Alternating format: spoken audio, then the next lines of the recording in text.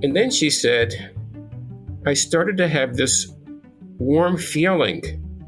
It was a warm feeling in the center of my chest. And then it began to spread all over me, all over my body. And then she said, that feeling, it spoke to me. I was stunned by what she was saying, and I asked Alice, what did the voice say? And Alice said, the voice told me, I'm with you. I'll always be with you. I asked Alice, who was speaking? And she said, oh, that was God. God was telling me he'd be with me no matter how bad things got. Hi, and welcome to Boundless Moments, the storytelling podcast that brings sacred moments to life through the voices of those who lived them. I'm Nathan Houchins. Support for Boundless Moments comes from the Sacred Moments Initiative. At Boundless Moments, we are careful to ensure that all stories comply with healthcare privacy laws. Details may have been changed to ensure patient confidentiality. All views expressed are those of the person speaking and not their employer. Some stories featured on Boundless Moments may contain themes or content that could be upsetting for some listeners. We encourage you to use discretion and take care of yourself while listening. Dr. Kenneth Pargament is a professor emeritus of psychology at Bowling Green State University and adjunct professor in the Department of Psychiatry at Baylor Medical College. He has authored over 300 refereed articles on the relationship between religion and mental health. He has written The Psychology of Religion and Coping and Spiritually Integrated Psychotherapy. Dr. Pargament is editor-in-chief of the 2-volume APA Handbook of Psychology, Religion, and Spirituality. With Julie Exline, he has authored the recently released Working with Spiritual Struggles in Psychotherapy, From Research to Practice. He was Distinguished Scholar at the Institute for Spirituality and Health at the Texas Medical Center. His awards include the Oscar Pfister Award from the American Psychiatric Association in 2009, the Distinguished Service Award from the Association of Professional Chaplains in 2015, the first outstanding contribution to the Applied Psychology of Religion and Spirituality Award from Division 36 of APA in 2017, and an honorary Doctor of Letters from Pepperdine University in 2013. He was named one of the 50 most influential living psychologists. In this conversation, Dr. Pargament shares the story of Alice, a woman who struggled with severe mental health issues and found solace in a sacred moment during therapy. He explores the concept of sacred moments, their characteristics, and their significance in therapeutic settings. Dr. Pargament emphasizes the importance of vulnerability and trust in fostering these moments, which can lead to profound healing and connection. He discusses his early work observing a colleague in the chaplaincy, the impact of sacred moments on therapeutic outcomes for clients, and the concept of wholeness.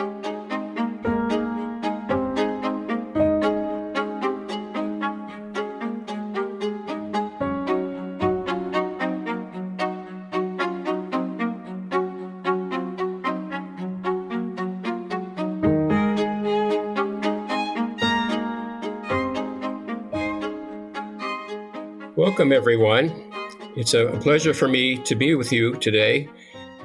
I'd like to share with you a story. It's a story that happened several years ago now. A woman came to my office to see me for psychotherapy. I'll call her Alice. She was 35 years old, though she looked worn out and quite a bit older.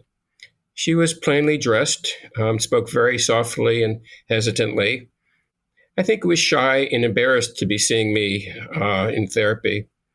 Occasionally, though, Alice would break into a smile, a warm smile, and I could see a sparkle in her eyes. Alice, as I came to know her, was a very kind woman. She rarely had a critical word to say about anyone else, though she could be quite self-disparaging.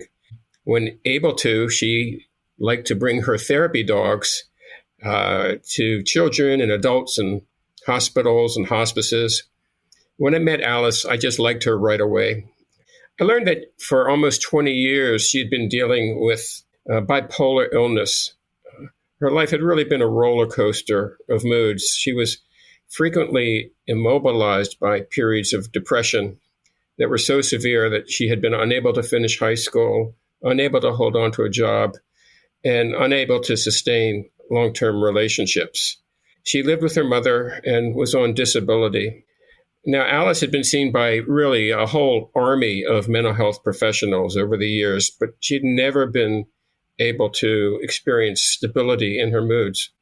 So she came looking to me for the help that she'd been unable to find through other psychiatrists and psychologists. And I have to say that for the first few years of my work with her, I was no more successful than anyone else.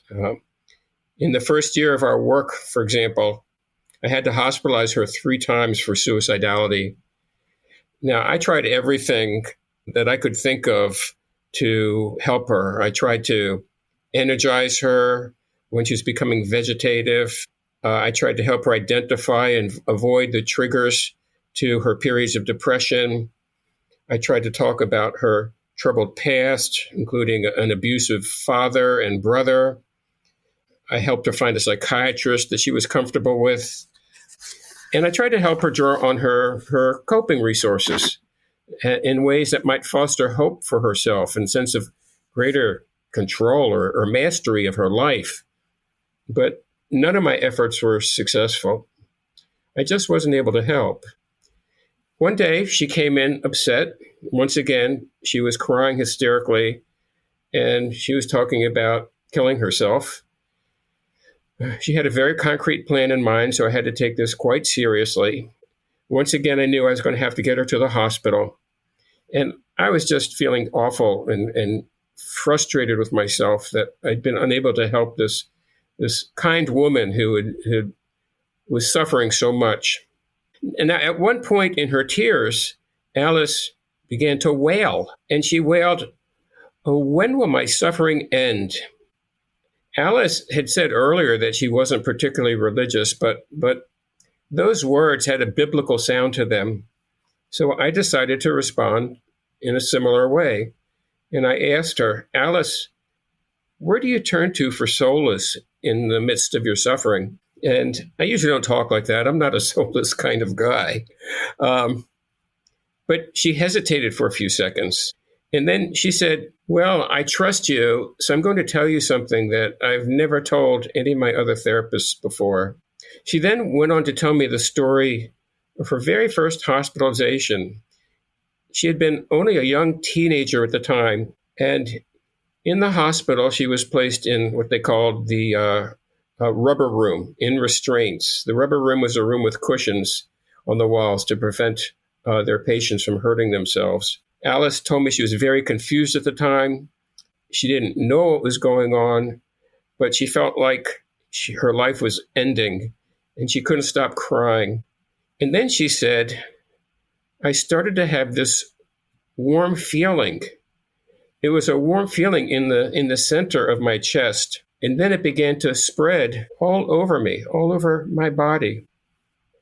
And then she said, that feeling, it spoke to me." I was stunned by what she was saying, and I asked Alice, "What did the voice say?" And Alice said, "The voice told me, 'I'm with you. I'll always be with you.'" I asked Alice, "Who was speaking?" And she said, "Oh, that was God. God was telling me he'd be with me no matter how bad things got." We both stopped talking. Her story had really taken my breath away. And Alice, too, seemed to be deeply moved as she recalled her experience so many years ago. And after a while, I asked Alice whether she had ever had a similar spiritual experience like that since that time. And she said, "Oh, yeah, I've had it when I feel like I've hit the very bottom and feel totally hopeless." I said, "Do you ever feel it other times?" She said, "Well, actually, I do. I feel it when I'm with someone who truly cares about me." She hesitated, and then she said, "Like now, I feel it with you." And then she asked me, "Do you feel it too?" In the mental health profession, we're trained not to share our own personal feelings with clients. But Alice, I thought, had taken the risk of sharing something with me that she had never mentioned to anyone else. And I felt like I had to respond to her in a personal way. And when I checked myself for what I was feeling, I realized I was experiencing something precious. This was a precious moment, a sacred moment in which I was feeling a deep connectedness with Alice. She was seeing me, and I was seeing her not as client and therapist, but as human to human. I was also feeling that we had shifted from our ordinary experience to an experience that was something really extraordinary. She had shared something, I think, of profound meaning, power, and truth for her. And I think we both were experiencing the emotional power of the moment, the sense of awe and uplift. And I know I felt tremendous gratitude to Alice for her willingness to be really vulnerable to me by revealing something so private, so sensitive, so important. I knew this experience would stay with me for a long, long time, and it has. Even now, and we're talking about decades later, I can recall this precious moment, this sacred moment, as if it happened yesterday. So back to that therapy session, I noticed that after Alice began to share her story with me, she had stopped crying. She no longer seemed distraught, and she was just much more composed. She wasn't talking about suicidality, and that was striking because in my years of working with her, I had never found a way to stop her once she started spiraling into suicidal depression. We talked about her spiritual experience for the rest of the hour, but towards the end, I asked her whether she was feeling suicidal still, and she said, no, I think I'm safe. I'm not going to hurt myself. So on the way out of the office, I asked Alice, you said something that really struck me. You said that you'd never shared your spiritual experience with any of your psychologists or psychiatrists before. I'm wondering, why not? And she said, well, they already think I'm crazy.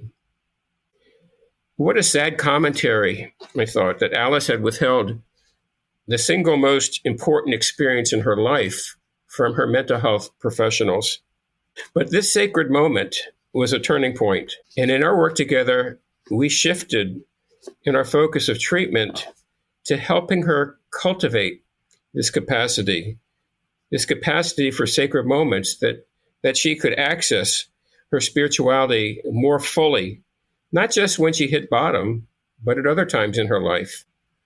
This is the most helpful thing I did with her in my years of work with Alice. Over the next 10 years, through our work together, she became more stable. She became more able to involve herself fully in her life. And she was only hospitalized one more time, and that was when her dear mother died. And with my strong encouragement, she began to cultivate another path to the sacred, which was her love for writing. Now, Alice had never finished high school.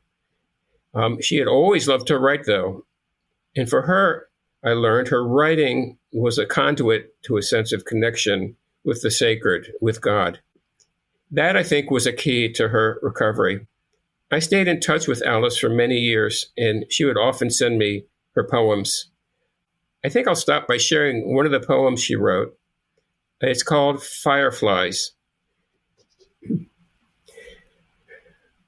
Remember when you were a child? Remember you were a child in the summertime at night? There were tiny yellow lights going off and on continuously. I always thought they were flies carrying lanterns so they could see their way in the darkness. Sometimes the fireflies blend in with the stars.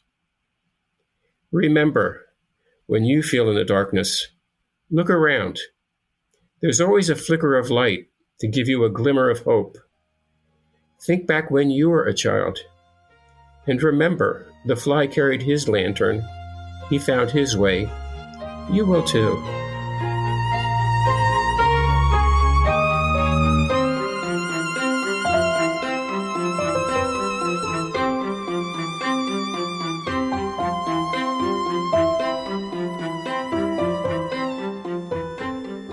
I'm joined by Dr. Ken Pargament, one of the absolute key architects in the field of sacred moments, particularly within psychotherapy, and one of the pioneers in showing other fields about sacred moments and educating us about how they can be applied to these different areas. Welcome, Dr. Pargament. It's such a wonderful pleasure and privilege to have you on the show.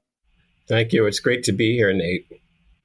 So, Ken, you described this really profound moment with Alice in your practice, where she describes this warmth, this light that sort of emanates out from the center of her chest, and very much is for her the voice of God and represents this spiritual connection. And you describe it as a sacred moment. I'm curious, you've done so much work around the topic of sacred moments. How do you distinguish a sacred moment from other forms of emotional resonance or therapeutic breakthrough with your clients? I think sacred moments are moments that are set apart. They're extraordinary. That's what we mean by sacred. Sacred has to do with something that's set apart from ordinary experience. And certainly Alice's experience, and also my experience with her, as she talked about it, these were unusual, extraordinary, I'd say even transcendent moments. There are other qualities of a sacred moment that I think define it. One is, in a sacred moment with other people, we often feel a sense of deep connection, the kind of connection that some have described it as a soul-to-soul connection, where the other person sees you into who you truly are, and I see the other person in a similar way. I can see who they truly are. And when Alice shared her story with me, particularly when she asked me whether I had that feeling too of something special going on, and I said yes, that's one of the qualities of a sacred moment, of deep connectedness. Other qualities include feeling like a sense of some ultimate meaning or truth in that moment. It's not superficial. It speaks to us deeply. And I think, for instance, with Alice, I had the thought that, we were connecting at a level that was not superficial. And it reminded me that we had very different backgrounds and educations and all of that. But in spite of that, when you get down to it, we're all human beings yearning to know each other. And that was, to me, a truth that I've carried with me for a long time, trying to remember that. And sacred moments are also boundless. They're timeless. So I said that I remember what happened with Alice as if it were yesterday, and now it's decades ago. They're seared into our memory. In some ways, I see them as kind of a un-PTSD type of experience. PTSD experiences can be very traumatic in a very negative, disorienting way. But sacred moments also are seared into our memory, but in a positive way. These are, I think, of as experiences that we may treasure for the rest of our lives, that lend our lives meaning. And if we ask ourselves what was most worthwhile in our lives as we age, I think oftentimes we may think of a sacred moment, something that happened 30, 40 years ago. And finally, sacred moments have the quality, I think, of generating powerful, what I'd call spiritual emotions, a sense of awe, a sense of being uplifted through the experience, and deep gratitude for having the moment, because it just comes at us as if it were a gift. And actually, I think it is a gift. So those are the qualities that I think distinguish the sacred moment of the kind I had with Alice from other positive, meaningful experiences. I'm struck by a question that I want to pose, and I don't know the words to ask it. You describe all of these qualities, and I've always wanted to know how people know that they've experienced a sacred moment. How do they know? Is it something that is tangible? Is it something that they can recite and say, yes, that's what it was? In my conversations with others in healthcare, I will say this term to people and say, have you ever heard of a sacred moment before? And by and large, they will say, I don't know what that is. And then I will describe it and I will use those qualities and I will ask them about instances in their lives where they may have felt that. And they say, without hesitation, yes, I have absolutely experienced that, sometimes many occasions. I'm curious how people define this for you and how you personally define it for yourself. Well, I think, unfortunately, I think in our culture, we're not very spiritually literate. And so when it comes to these extraordinary experiences, they're often ineffable, meaning we can't find the words to describe them. And yet, it is possible to describe them if we begin to learn more about spiritual experience. We can talk about them. And I think it's really important to have a language to describe them so we can share them. We can cultivate them if we can talk about what they are. And I think the process of being able to talk about them, I think, is a way of being able to broaden and deepen our language and our capacity to experience life most fully. Now, it's interesting because in my own work as a researcher, I found that when I ask people to share a sacred moment with me, and I say, and you can define that moment any way you like, I've rarely had people question it. I just say, well, just think about what that means to you and define it in your terms and go ahead and write. And people write these experiences, and it's the writings of their experiences that helped us generate these qualities of sacred moments. So again, I think people, I think, intuitively have a sense of what these moments are about. And once you just prod them a little bit, encourage them to tap into that dimension, they can begin to describe something of that experience for them. So well put. It sounds like when you know, you know. Yeah, it's like jazz is what it is. Right, exactly.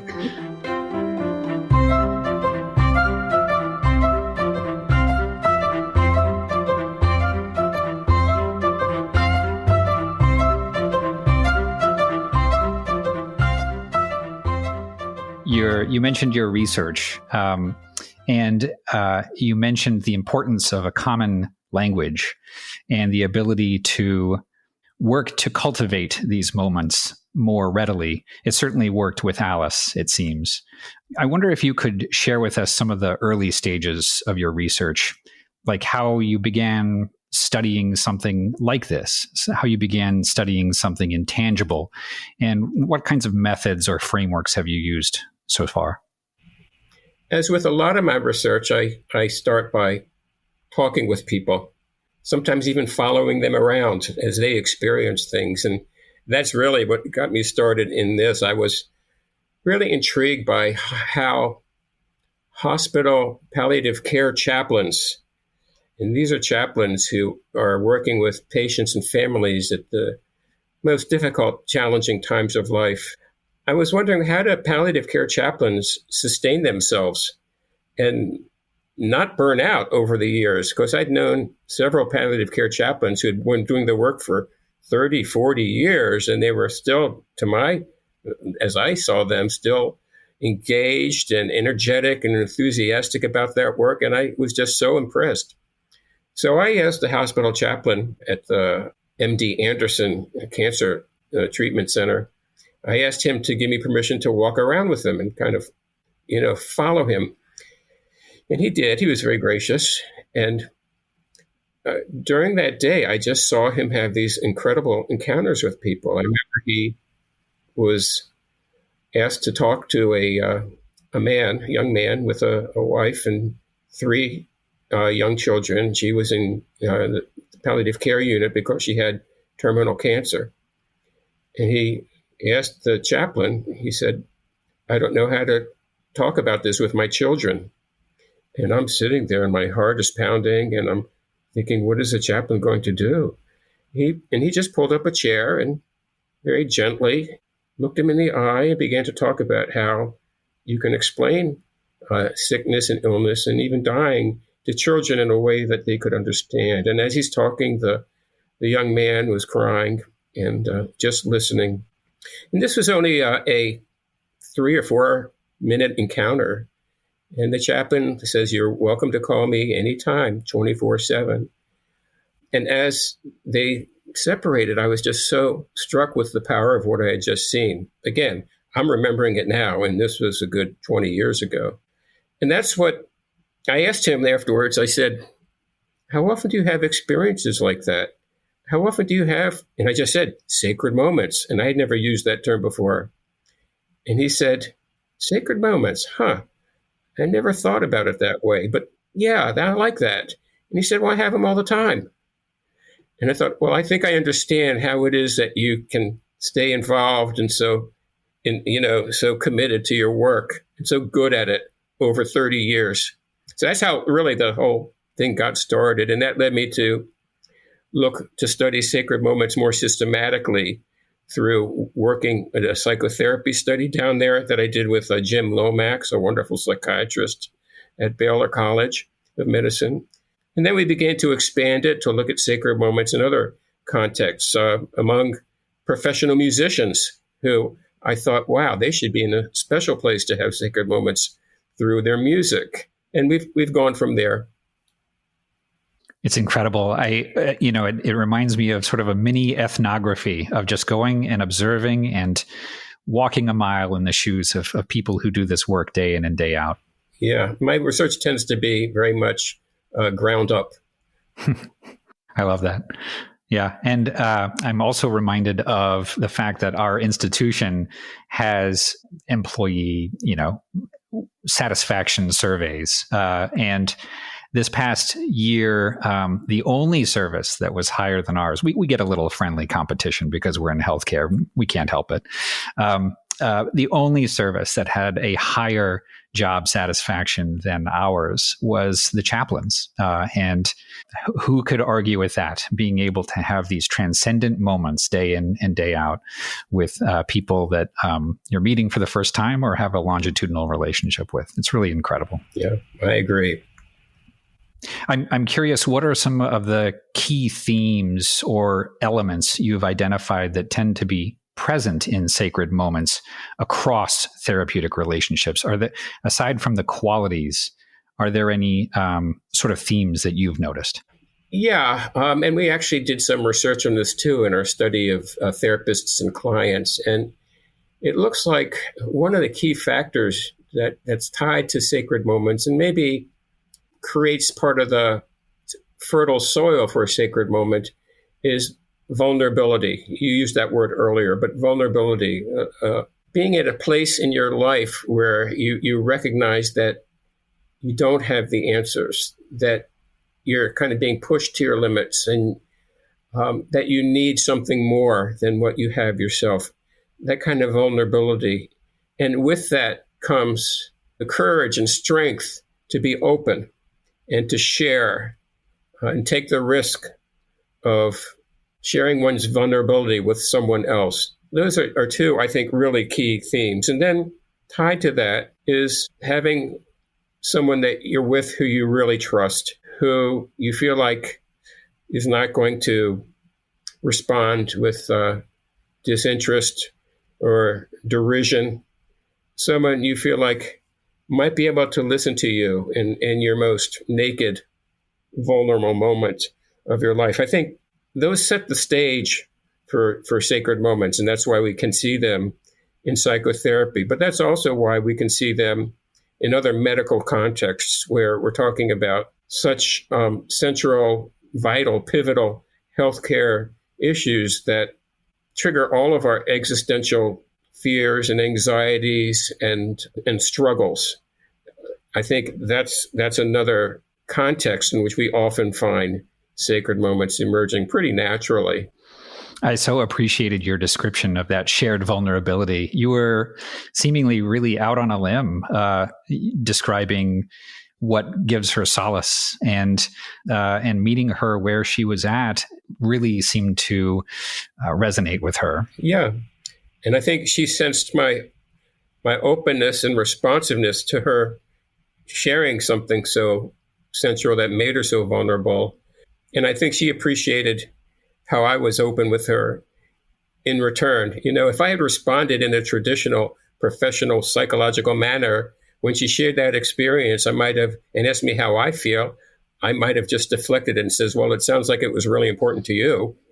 Mm-hmm. Because that's how we're trained, to keep the focus on the client. But I think if I had, it would have been I would have missed a wonderful opportunity to deepen our relationship and identify the resource that was really pivotal to her own growth.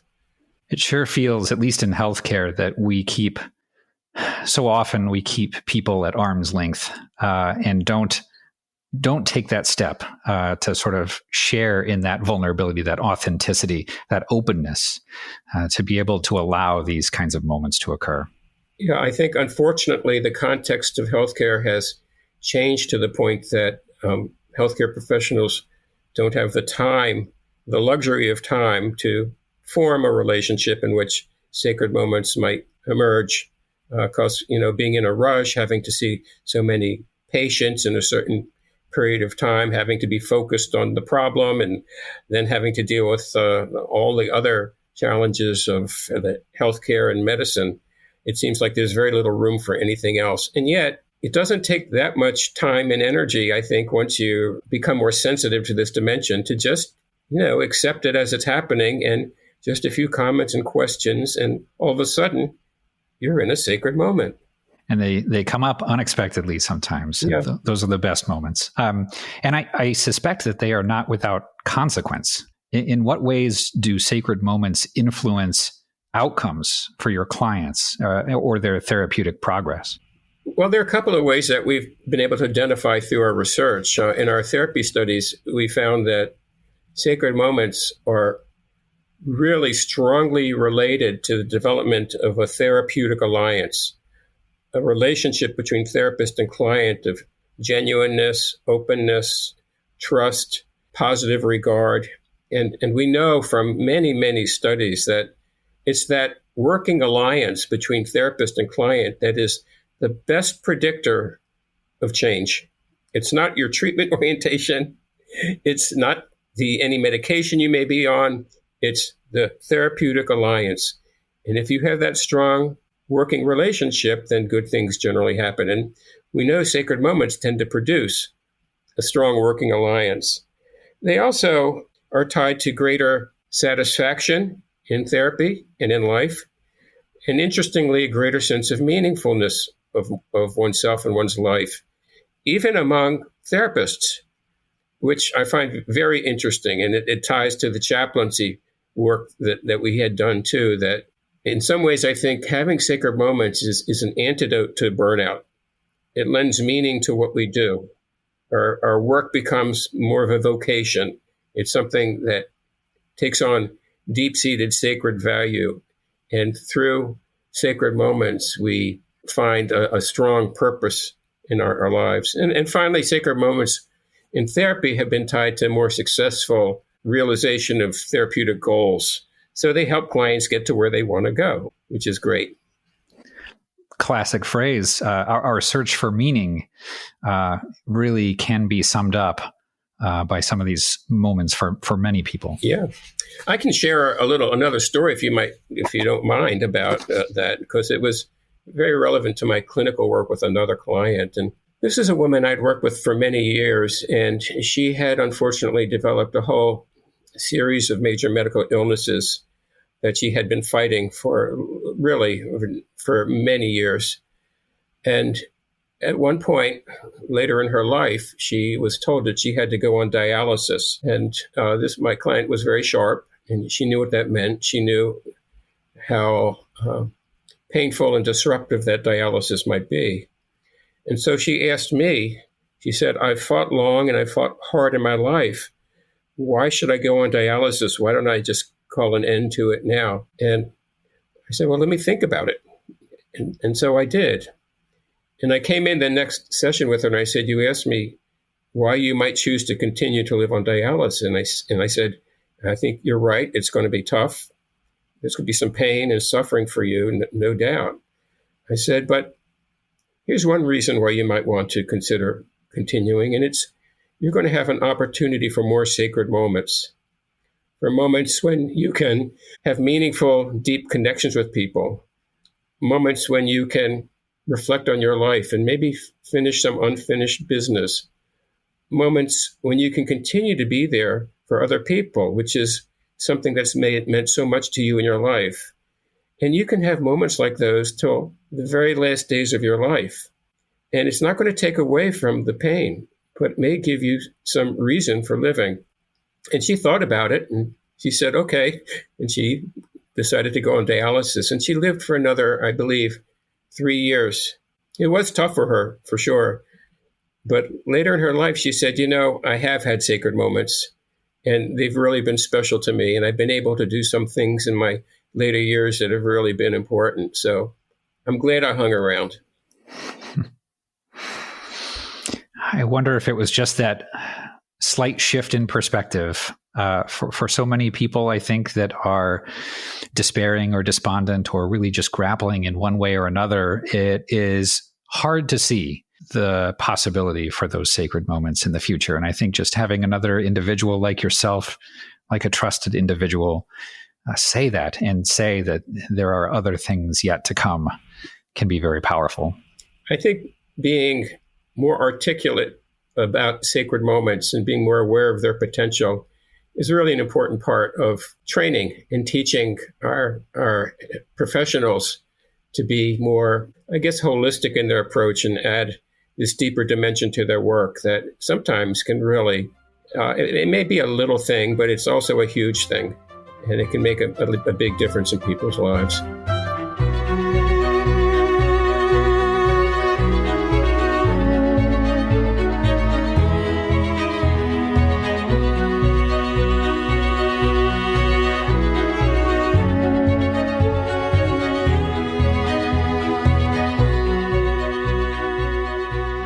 What have you found to be the most surprising or unexpected aspect of your work or your research? What is most surprising to me is how common these experiences are. We find them among diverse groups, even among atheists.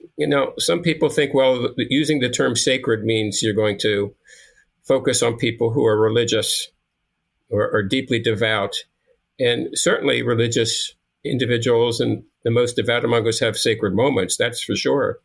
But they're not limited to people who are religious. Even atheists speak the language of sacred moments. They may not use the term, but when we talk to them about it more explicitly, they are not offended, and they can share with us the sacred qualities that have made their moment precious or sacred and deeply, that touch them at the deepest levels. So I think these are pretty universal experiences if we just start to look for them and study them more globally. I'm really grateful to you for sticking with the term sacred. It is a word that I think captures the profound nature of these connections, these transcendent moments. And for me, when I think about the language around these moments, I don't know if there's another word that really effectively captures it like sacred. Yeah, I agree. I've had people, who wonder whether sacred moments was the best way to describe them, but we brainstorm about it, and I don't think anyone's really come up with a better term. I think there's something, I don't know, the term sacred does capture something of the deeper dimension to the experience. And you said it when you describe it, when you say, tell me about a sacred moment, people know right away. Yeah. Has your research changed how you personally prepare for or enter into therapeutic sessions with your clients? What's happened with me is I've just become more alert and attuned to the possibility that any moment can be a sacred moment. I try to be open to those possibilities in even the seemingly most innocuous kind of action. In one of the stories I read about sacred moments of someone, a patient who was working with a physician shared his sacred moment. And it was after a very difficult meeting with a physician who gave him some sad news. And the patient left, and as he was leaving, the physician put his hand on his shoulder and just looked him right in the eye. And the patient looked him back. And it was a wordless encounter. And the patient remembered that as something that was sacred, because he knew that his doctor was seeing him, and he was seeing his doctor, and his doctor was letting him see him as a human being. And so I think that for me, I just try to be alert to all possibilities in the hour. Now, that's not always possible. Sometimes I'm drifting away, but I try to be really alert. But, even in the drifting away, there can be possibilities for a sacred moment, because I once had a client catch me drifting away. And she said, "Where'd you go? You just didn't seem to be with me." And I could have kind of just tried to, change the subject again. But I thought about it and I said, I didn't get much sleep last night, and I'm sorry. I really wasn't tuned in, and I hope you'll forgive me for that. And then she said, "Yeah, I'll forgive you." And we were talking, and I'm not sure it reached quite the level of a sacred moment, but it was something very special. Clearly very tuned in to you and to your tuning in to her. Yeah. In my work, I do a fair amount of teaching around medical students, around resident physicians, around others. I'm curious about your training programs. Do you see potential for work in the sacred moments space for the training of future therapists? And what would that kind of look like? Yeah, I think it's an exciting possibility in the whole area of how do you cultivate sacred moments, and attentiveness to sacred moments in training process is really the cutting edge of this whole area now.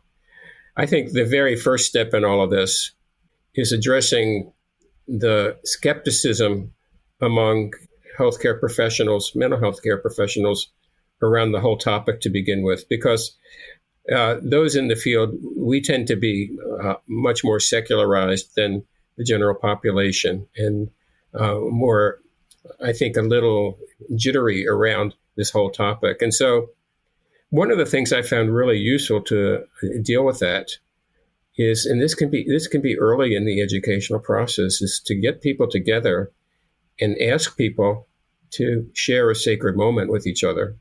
I've found in small groups and in large groups that, again, people are able to do it. It may take a few seconds for a person to volunteer, the first person, and they tell a story. And oftentimes these stories are very powerful stories. The story of the birth of a child, the story of being with someone who was dying, the story of caretaking someone with dementia who maybe we thought was no longer cognizant of other people, and yet for a minute, the light goes back on.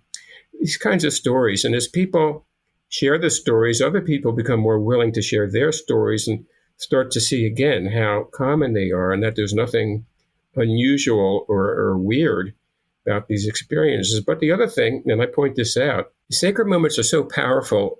Just the act of sharing a story of a sacred moment has the power to elicit a sense of sacredness in listeners. I've found in the groups and in even large lecture halls, as people share their sacred moments, everything gets quiet, everything gets hushed, as if we're in the presence of something that's unusual, extraordinary, and people start to feel things deeply.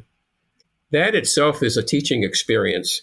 And I point that out, that something vicariously sacred is happening here.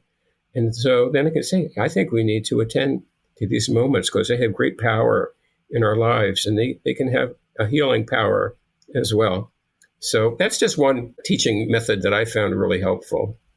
I love that. And again, we have done this. We have encouraged something we call reflective rounds, where a series of willing volunteers will share their own sacred moment stories. And you're right. It usually, of course, takes a few minutes for people to get warmed up. And almost always, one of the facilitators shares their own sacred moment and demonstrates that vulnerability will be embraced and appreciated. And then I think it's off to the races. Then people recognize what it is and want to share. And then there's this ripple effect of sacredness that goes throughout the entire group.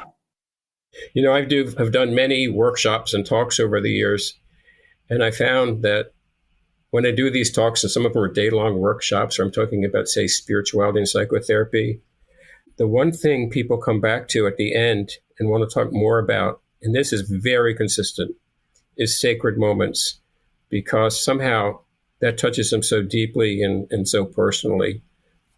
For me, it feels like sacred moments are the lanterns that Alice shared in her Fireflies poem at the end, which was just so immensely powerful. Our ability, that's beautiful. Thank you. Yeah, our ability to just see through the darkness with sacred moments. I have one more question for you, Ken, if you have a moment.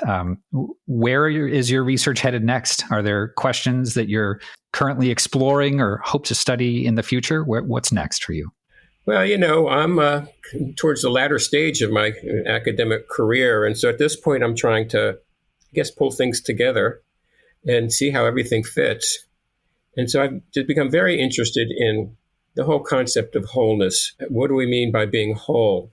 We talk a lot about holistic care and whole person-centered healthcare, and it's very appealing to me. But I wondered, what does it mean?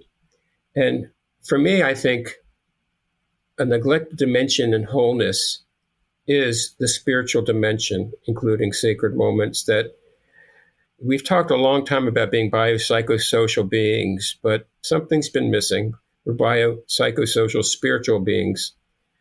And so I think by adding the spiritual dimension to our approach to healthcare, and with sacred moments being an important part of spirituality, I think we become more capable of dealing with the whole person when they come to us in times of pain and suffering. So I'm very interested in fleshing out that notion of wholeness and looking at how we actually become more holistic in our approach to helping people live more meaningful lives.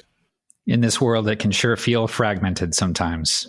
And our ability to be whole in all senses of the word is challenged. And I think that's really laudable work. Yeah. And the reality is that we're all wounded. No one gets through life unscathed. We have our wounds and we experience our breaks and brokenness too. And wholeness isn't about not being broken. It's about how do we put the pieces of our lives together again in ways that make us maybe better than we were. So we may be broken, but we can glue ourselves back together again. And in doing it, we can become kind of like kintsugi works of art, which is a Japanese art form where you break pottery pieces and then glue them back together again with gold filigree or silver filigree. And the end product is this work of art. And somehow I think that's how we can be as well. We can put ourselves back together again and be more whole. And we can also become works of art. One of the things I still remember to this day when you and I first met, when we were meeting to discuss sacred moments with our research group, was what we were going to call things, what the names were going to be for this initiative, this podcast, these ideas.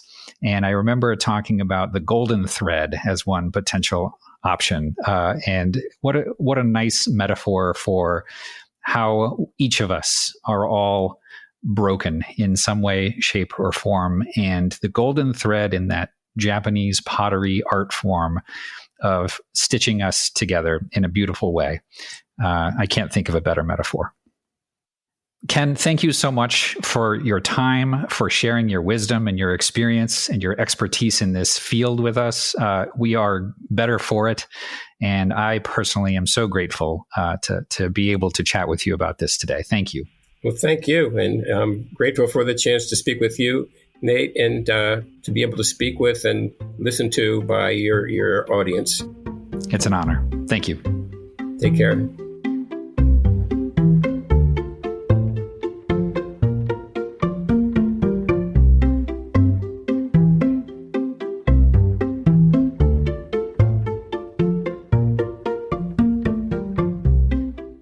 We would love for you to be a part of this movement, and we would be honored to hear your story.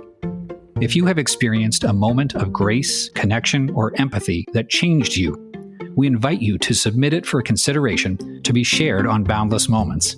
By sharing, you not only contribute to a collective celebration of human connection, you may also inspire others to recognize and cherish the sacred moments in their own lives.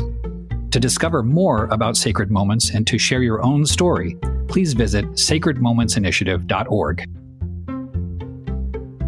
This episode of Boundless Moments was produced, edited, and mixed by Nathan Houchins. Our program manager is Jessica Ameling, and our publishing and social media manager is Rachel Erlinger. Our podcast is made possible by the Sacred Moments Initiative, a humanistic project whose aim is to study, catalog, and share sacred moments. Learn more at sacredmomentsinitiative.org. Boundless Moments is also made possible by donations from listeners like you. Thank you so much for supporting our work in sharing sacred moment stories. If you enjoyed this episode, please subscribe to the show wherever you get your podcasts and drop us a rating or review to help others connect with us. I'm your host, Nathan Houchins. Thank you for joining, and until next time, be well.